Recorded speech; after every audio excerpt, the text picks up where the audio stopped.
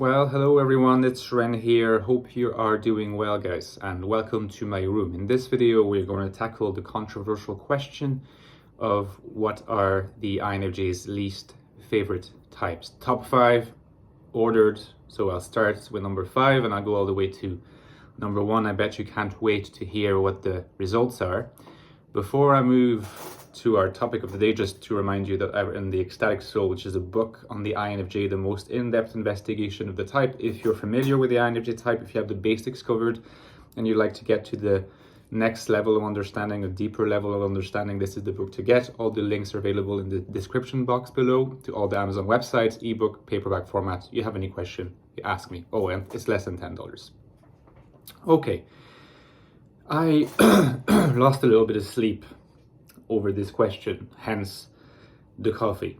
I need to, make sure that I'm in the best possible form for this video, but it's not been an easy ranking to make.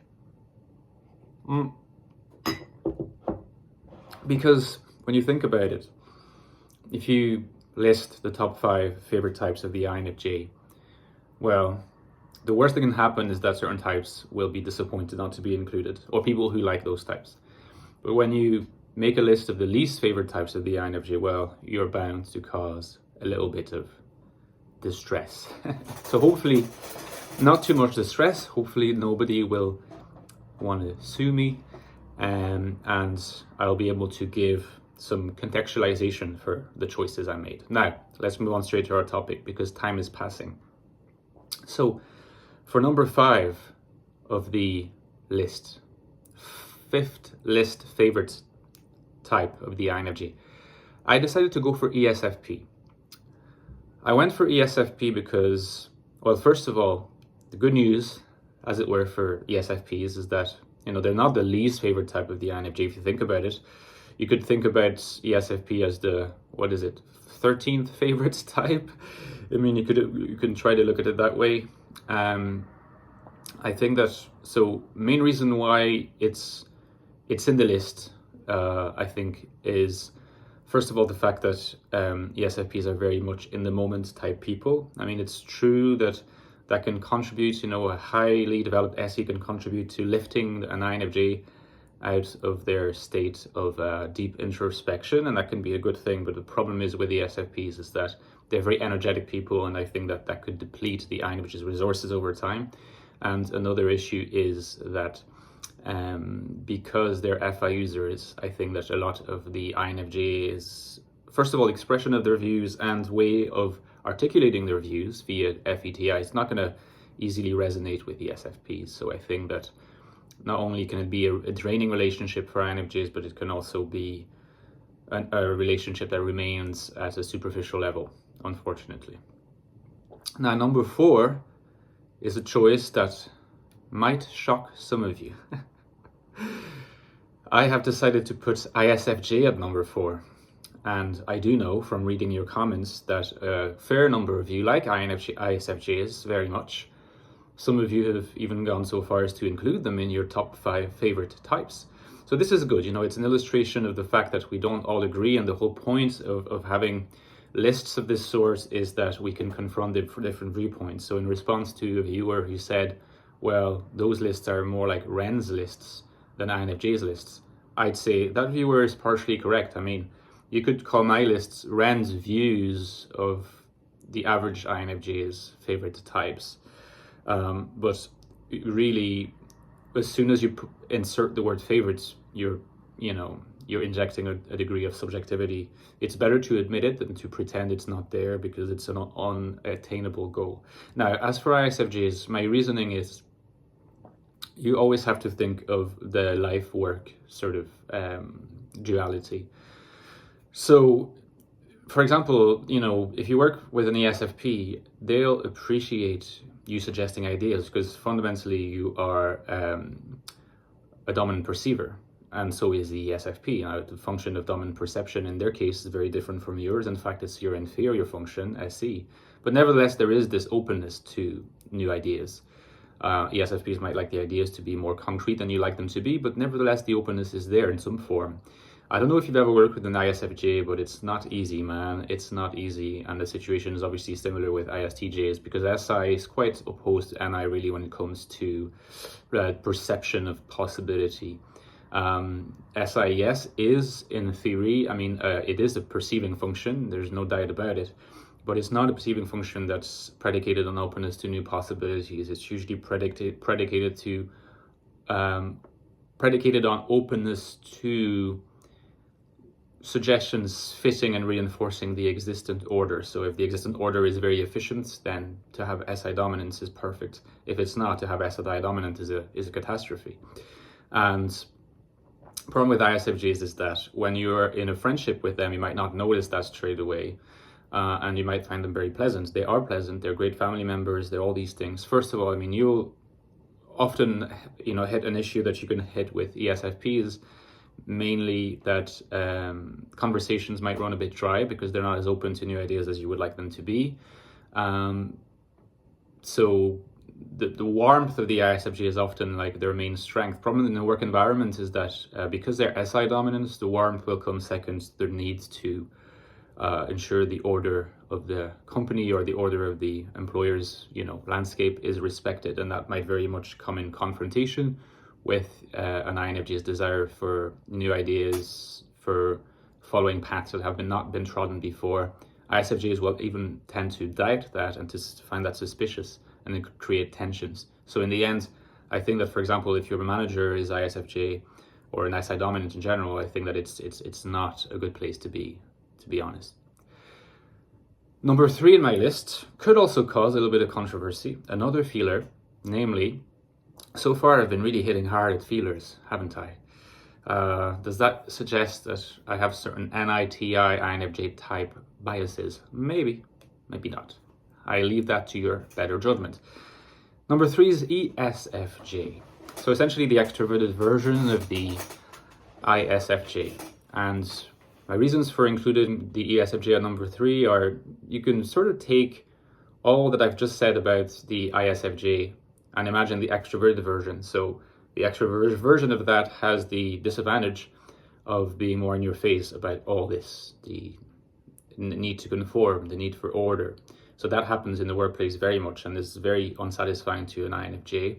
And I would argue that even with well-developed NE tertiary, that would not be enough in a work environment to guarantee consistent openness to new ideas that the INFJ might come up with in their weird NI language, sometimes articulated via TI that is too undeveloped in the ESFJ to fully appreciate that.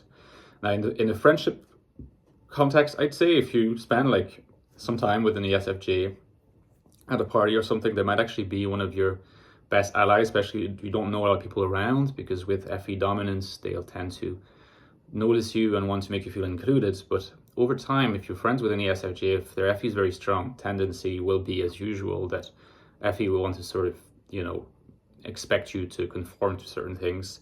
ESFJs are a lot less quirky than INFJs are by nature, and the INFJs might end up feeling constricted by that. So ESFJ is number 3. Number 2 is the first T in the list. It's not ISTP. I think that some people were afraid that I would go for ISTP. If I must just go with full disclosure, I have recorded this video a number of times because I kept changing my mind. And ISTP was in the list at some point, and then I thought to myself, I don't think that makes sense. So in the end, again, it's a bit of a spoiler, but ISTP will be in this kind of limbo in between being neither in the top 5 favorites or the top least favorite. But I have put ISTJ at number 2. It used to be lower in the list, but I realized that in putting them at number, I think it was 4 in the list before that, I was sort of allowing maybe too much of my subjective personal experience to interfere, because I happen to have a very good friend who's an ISTJ type, an older person, a man in his 50s, who I think, he's great and we've done really well. But if I leave this example aside, I don't have a lot of other examples.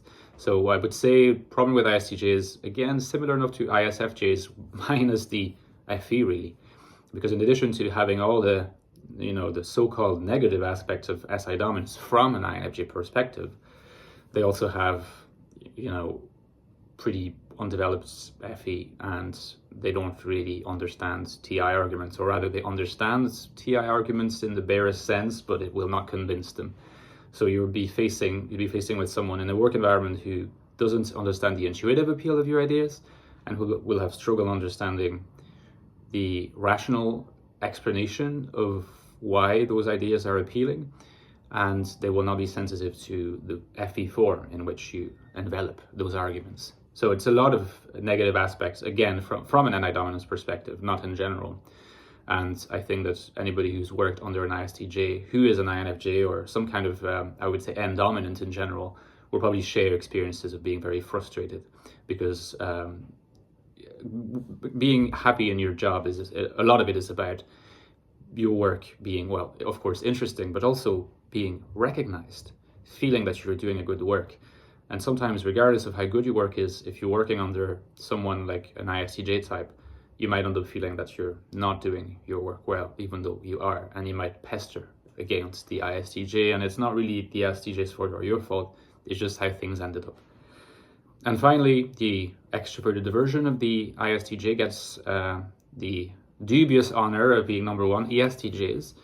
I hesitated, it was hard for me to be hard indeed against the ESTJ, because again, you could always be tempted to think, well, what if the NE is developed? Yes. What if the NE is developed? Well, in this case, you get some advantages that you might get from the ESFJ, but you always have to think of specific circumstances in which, you might get on very well with an ESTJ. And that's the reason why I'm including it high up in the list. It's because the more the instances of which you can think for getting on with the type are specific rather than general, rather than effortless, the more likely it is that they'll be among your least favorites. And in the case of the ESTJ, I think, yeah, sure, if you need a job well done by some kind of worker or some kind of contractor, you would like that. If you need support from a family member, you would like that. And if you meet them, and if they have well-developed NE at a party or some kind of gathering, you might get on very well with them.